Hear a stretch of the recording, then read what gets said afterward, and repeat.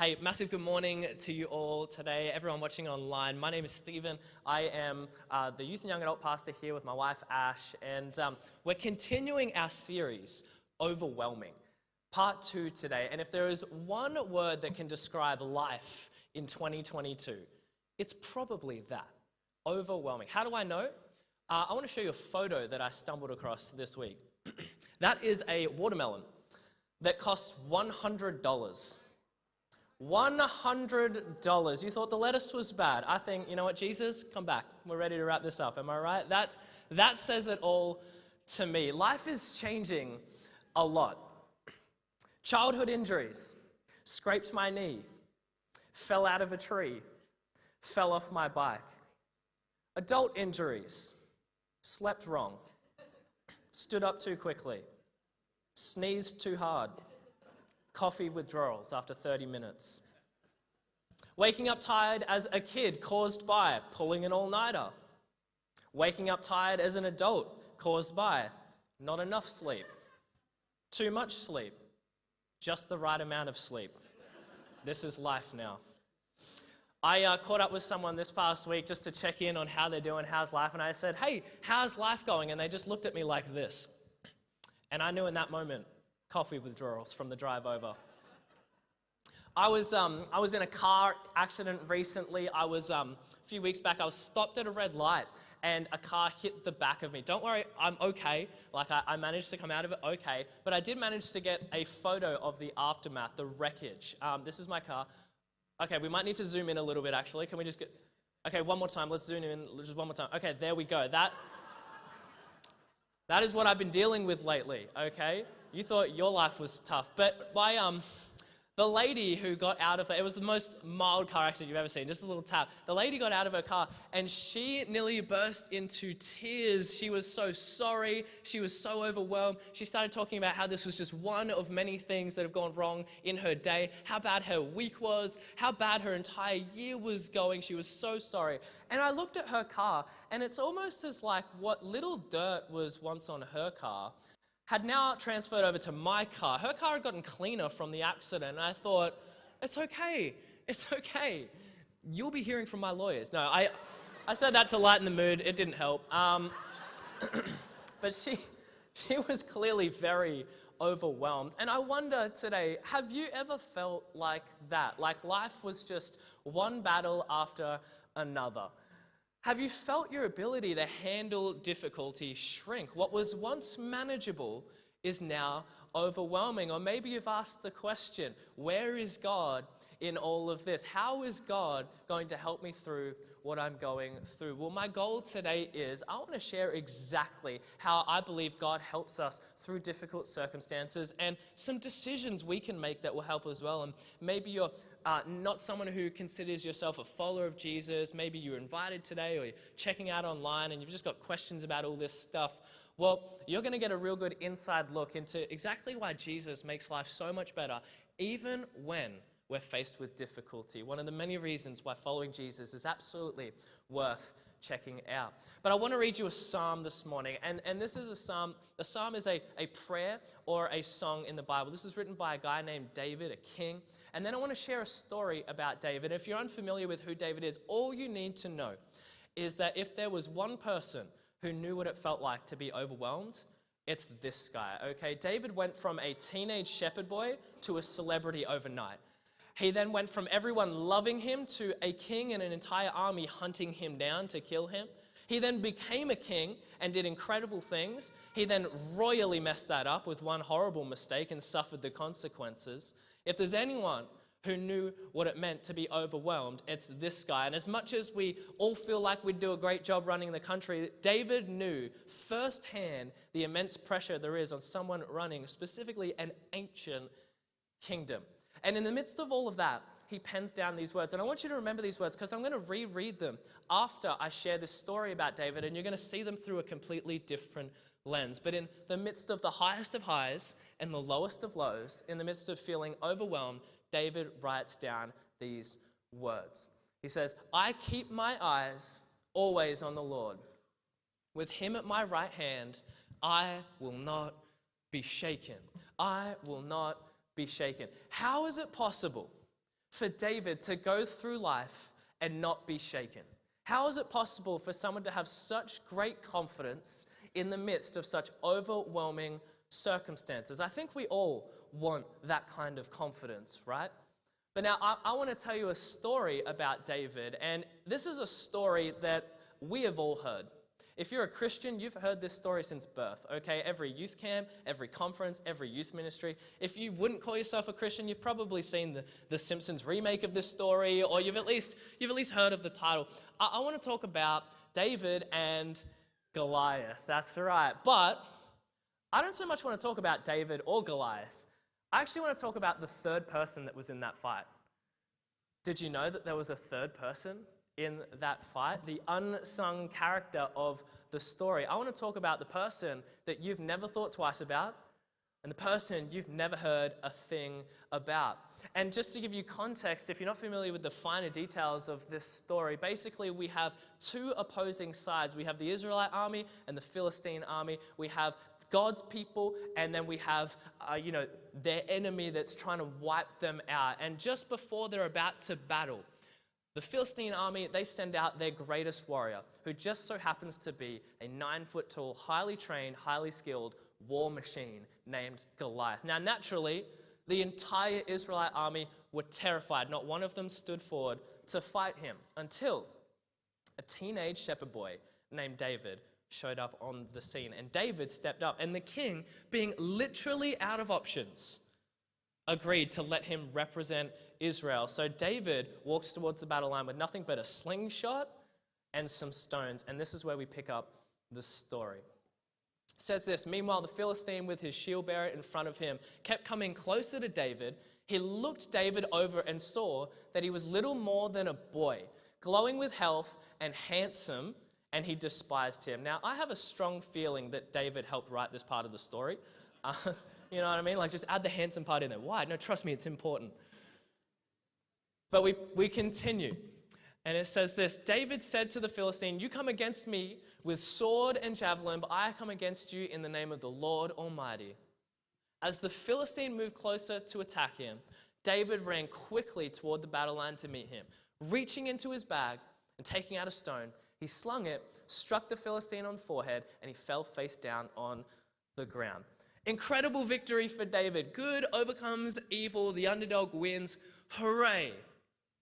But I wonder if you've now picked up on who the third person in that fight was. See, most of us, when we think of David and Goliath, we think it's David versus Goliath.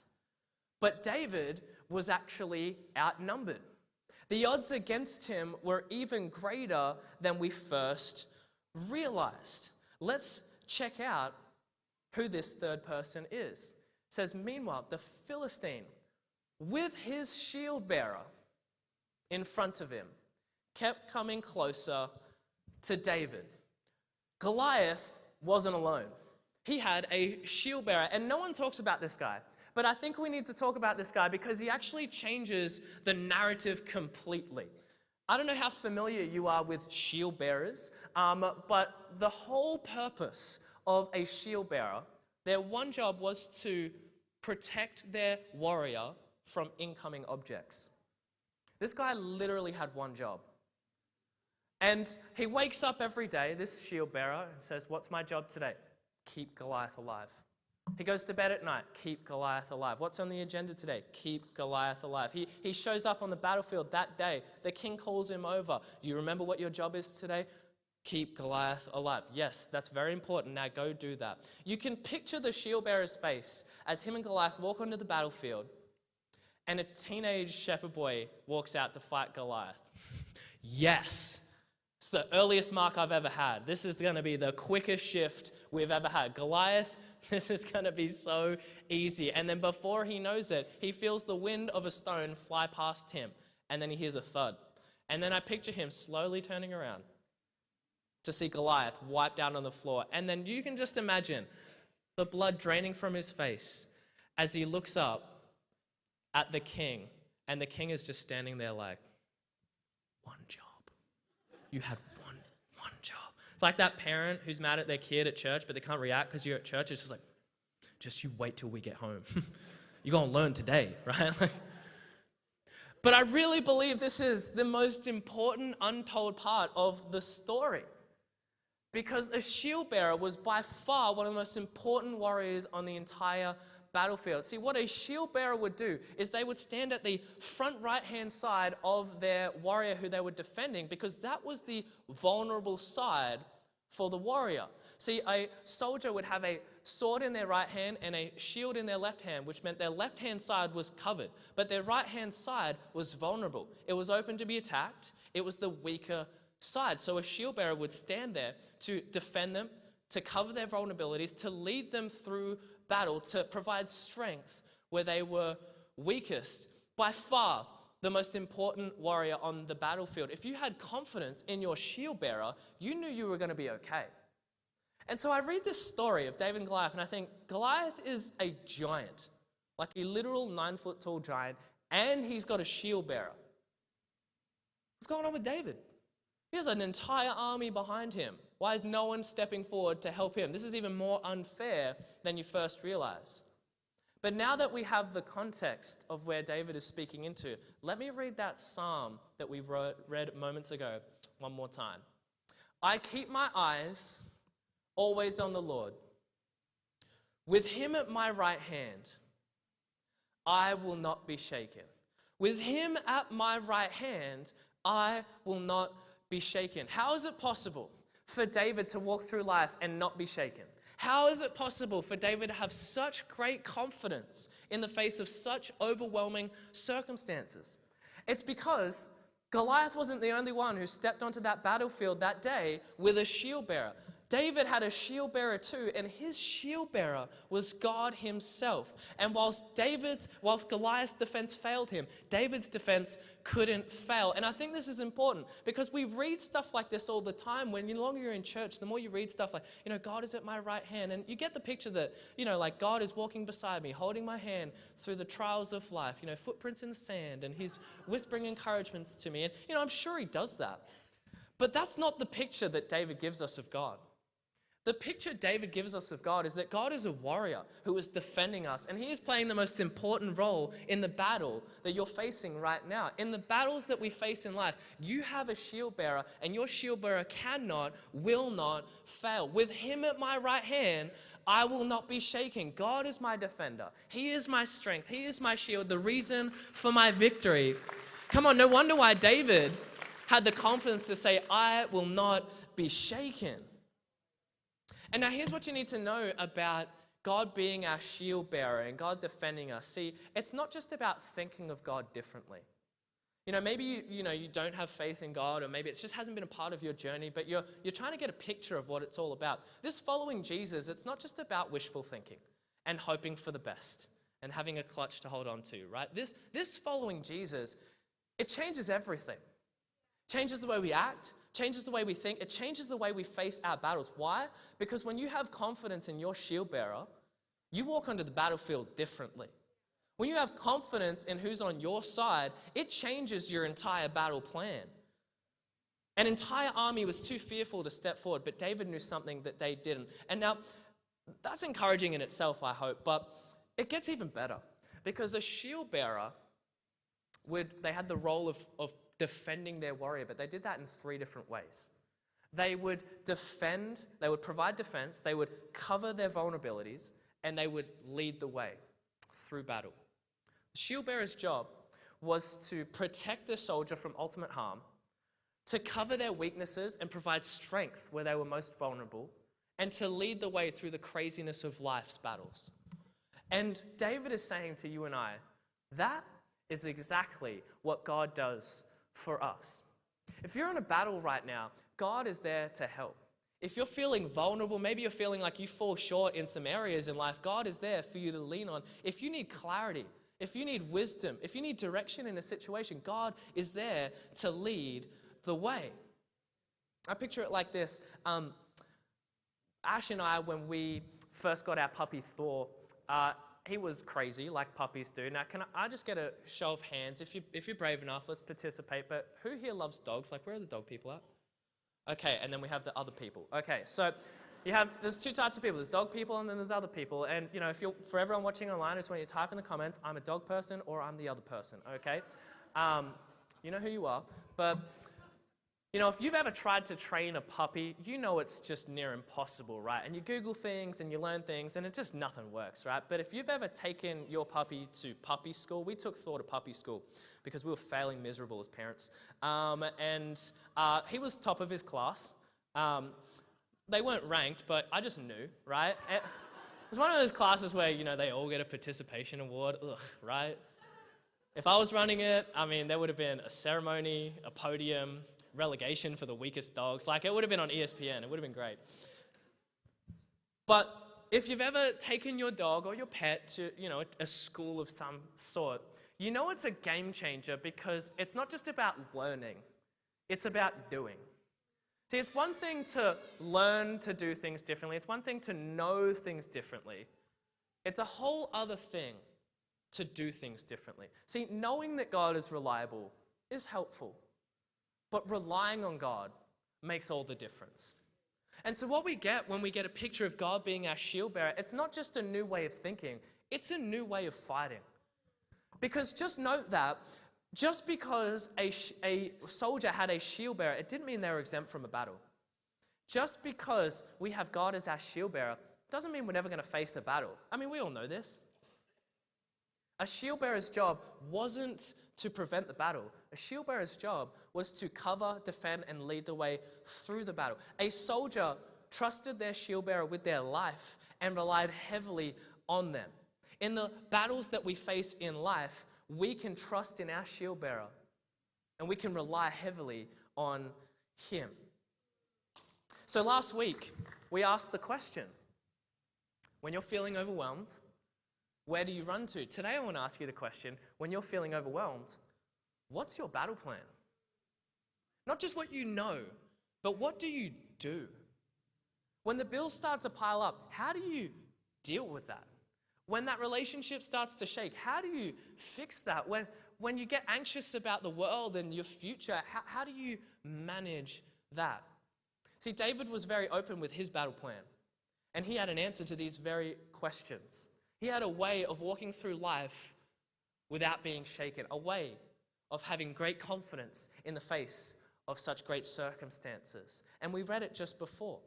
It says, I will not be shaken. But the first thing he says is, I keep my eyes always on the Lord. I keep my eyes always on the Lord. Therefore, I will not be shaken. And so what David is saying here, when he says, I keep my eyes always on the Lord, it goes far deeper than just thinking about Jesus more or just praying a little bit more. What David means when he says these words, I keep my eyes always on the Lord, is he means to focus on, become like, and resemble. To focus on, become like, and resemble. Not only is David sharing his battle plan, but he's also speaking into a psychological principle that we all know to be true and evident in all of our lives. Because what he's really saying is, your life will be shaped by what is continually in your view. Your life is going to be shaped by what is continually in your view. And we all know this to be true. We've all experienced this, whether you're a Christian or not. If your career is your main focus, your life is going to reflect that. If money is your main focus, your life is going to reflect that. If your kids are your main focus, your life will reflect that. If making it to the weekend is your main focus, your life is going to reflect that. If Jesus is your main focus, your life is going to reflect that. Your life reflects what is in your view. And so David is saying the reason why I can walk through life and not be shaken, the reason for my confidence in the face of overwhelming circumstances, the reason for my victory is my continual decision to focus on and be shaped by Jesus. Think of it like this. When you're driving, you're focused on the road. But have you ever been driving and something to the side has caught your attention?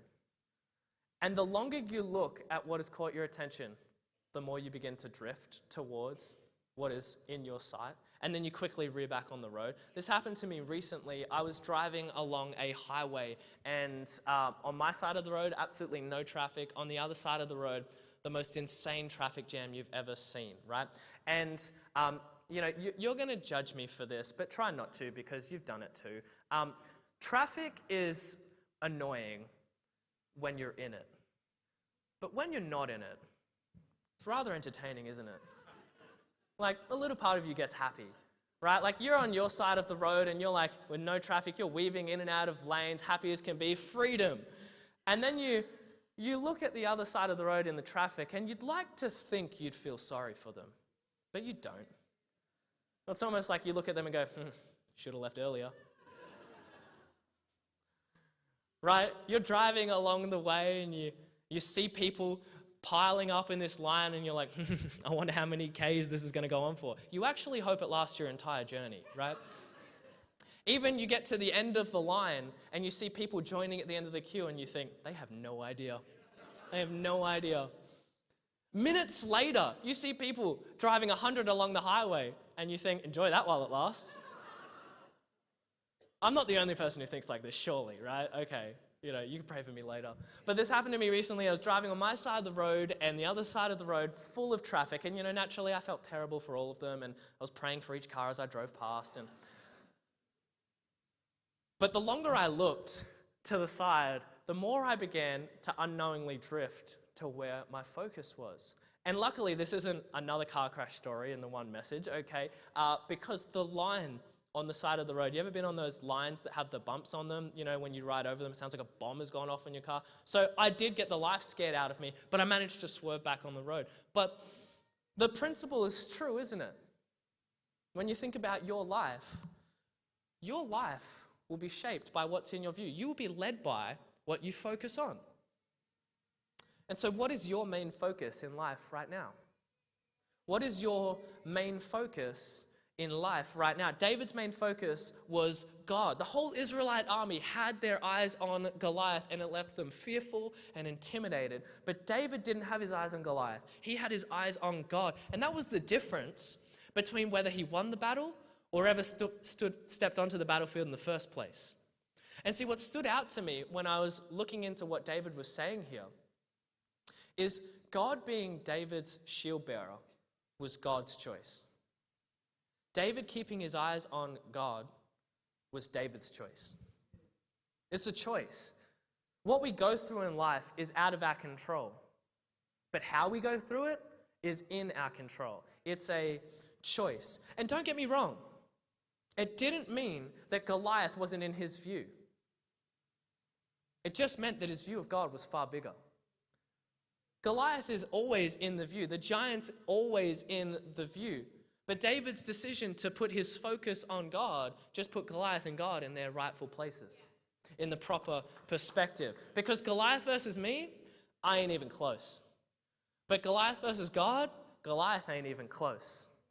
See, when we choose to wake up every day and focus on Jesus, when we choose to fight our battles by focusing on Jesus, it changes our battle plan.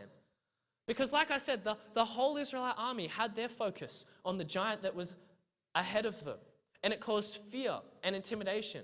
But when we decide to put our focus on Jesus, what we're actually looking at is we're looking at the object of faith and hope, of joy and peace. He is our strength and our shield. He is the reason why we can walk through life and say, I will not be shaken. God is at my right hand. I will not be shaken. That's the kind of faith I want. That's the way I want to fight my battles. And that kind of faith comes when you put God and Goliath in their rightful places. And now, this isn't just for those of us who are struggling, can I say? This isn't just for those of us who are extremely overwhelmed right now. Maybe you're not extremely overwhelmed right now. Maybe life is okay. It could be better, but it's okay. What we can learn from David's relationship with God is that what David did before the battle prepared him for the battle. What David did before the battle prepared him for the battle. See, David didn't just show up that day, throw a rock, and get really lucky. David didn't know he was going to be facing a giant that day. And we never know, do we? We never know when we're going to be facing that difficult circumstance. But David had spent years keeping his family's sheep, preparing his heart, practicing with that slingshot, preparing his faith, building his ability to seek the Lord. So my question is, what are you doing now to set you up for a win later? What are you doing now to set you up for a win later? What habits can you do when you're on the mountaintop that can prepare you for when you're in the valley? What is your pre-game ritual? What are you doing now that's going to give you that unshakable faith when the time comes? And so what does this look like for us? Or maybe you don't even believe in God for whatever reason. Maybe you're trying to figure out what this stuff is all about. When you look at Jesus and when you get an accurate picture of Jesus, when you see what this stuff is really about, you see that simply nothing else can compare. No way of life, no battle we face, nothing can compare to this person who invites us into a relationship with him, God himself. Nothing can compare. And this unshakable faith that we need can only be found in him. But maybe you are struggling with something right now. Maybe you are feeling overwhelmed. What does this look like for you? What is your battle plan? Maybe it's mental health or something internal, a decision you've made or a decision you have to make. What does relying on God, trusting in him, focusing on him mean for you? David's battle plan was to fix his focus and follow his defender, to focus on God and rely on God. Maybe you're wrestling with something right now. What does fixing your focus on God look like for you? I believe it looks like getting into God's word, reminding yourself of the promises God has for your life. Relying on him looks like believing for a miracle, but taking small steps of faith in the meantime. Going to your connect group, seeking help, relying on him, relying on this community. Maybe you're feeling overwhelmed in general. Maybe it's just all the stuff that's on your plate. Work, study, relationships, kids, family, the future, the way of the world. Life is full, and that can feel overwhelming. What we all wish we knew, what we all find out after the battle, that we wish we knew in the battle, is that the difference between an overwhelming season and a growing season is whether you give up or not. What we all discover after the battle that we wish we knew in the battle is the difference between an overwhelming season and a growing season is simply whether you give up or not. You will either look back on a season or a situation and say, that grew me, that grew my faith, that grew my character, that grew my life, or that crushed me. The determining factor is whether you give up or not. So don't give up. God is on your side. God is your shield bearer. He is your strength and your shield, the reason for your confidence. So keep believing. Keep pressing forward. This situation, it isn't going to make you bitter. It's going to make you better. I am convinced that if we could talk to David today, he would say, would I go through it all again? Probably not. But has it made me stronger? Has it grown my faith? Has it made me who I am today? 100%. Goliath might be big, but God is bigger. Life might be draining, but Jesus is the source of true life. When we look to Jesus, we're looking at the object of life and life in abundance. I had to wrestle with this past week myself. As Ash and I are running Awaken Conference, that's less than 2 weeks away. That's stressful. And then in the midst of preparing for this message, and I spoke on Friday night at youth, I decided it would be a great time to get sick, because why not? I know for some of you, you run events and you speak publicly and it's not stressful for you. For me, I do it all the time. Still stresses me out like crazy. And, it's just like life is stressful, but it's a whole nother kind of stress when people are relying on you, right? And so, I was getting stressed out, staying up at night, getting overly anxious about every little thing, thinking worst case scenario.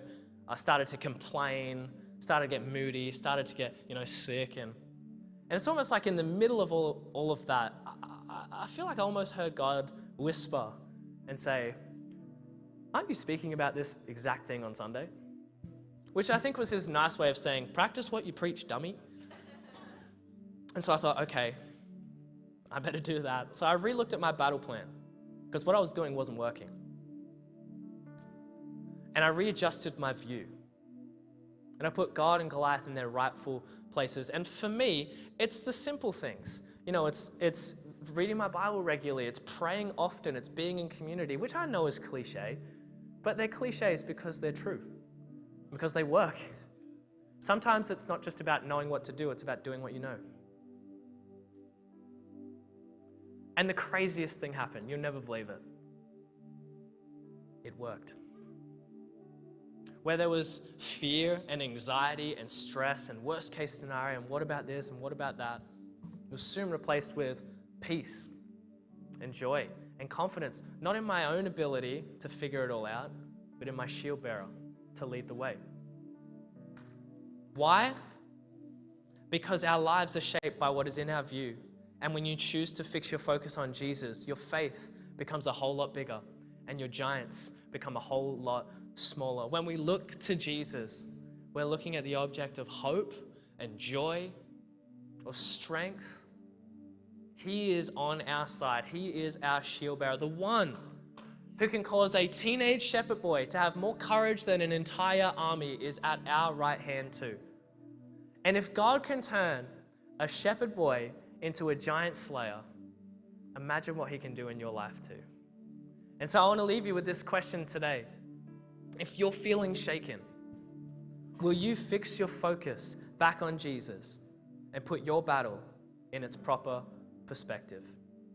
When God is your shield bearer, when your battle plan revolves around him, you can walk into the battle with confidence. You can walk through life and say, I will not be shaken. I've been shaken before. Life has beaten me down before, but God is still at my right hand, and I'm going to keep pressing on. And so we're going to finish up today by putting into practice exactly what we've heard.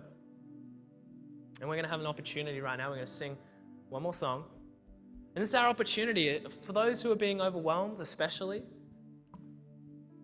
to fix your focus back on Jesus, to put your trust back in your shield bearer, to lay down your vulnerabilities, your weaknesses to him and allow him to provide strength where there was once weakness, to put your hope back in him,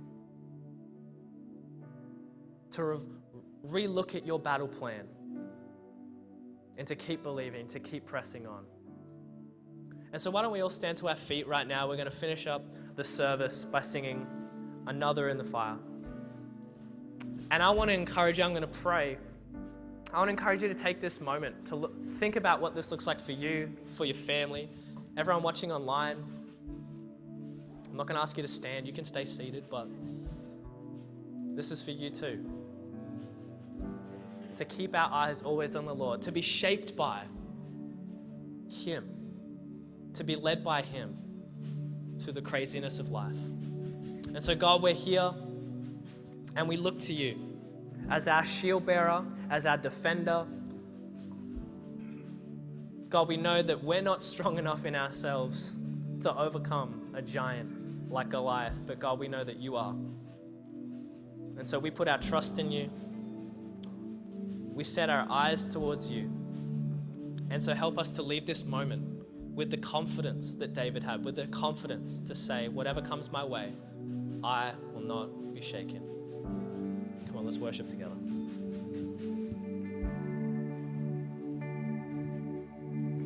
Sing, there is no other name. There is no other name but the name that is Jesus. He who was and still is and will be through it all. So come on, May, in the space between all the things unseen and this reckoning. I know I will never be alone. Come on again, there's no other name. 'Cause there is no other name but the name that is Jesus. He who was and still is and will be through it all. So come on, May, in the space between all the things I've seen and this reckoning. I know I will never be alone. 'Cause I know I will never be alone. There'll be another in the fire standing next to me. There'll be another in the waters holding back the seas. And should I ever need reminding how good you've been to me, I count the joy come every battle, 'cause I know that's where you'll be.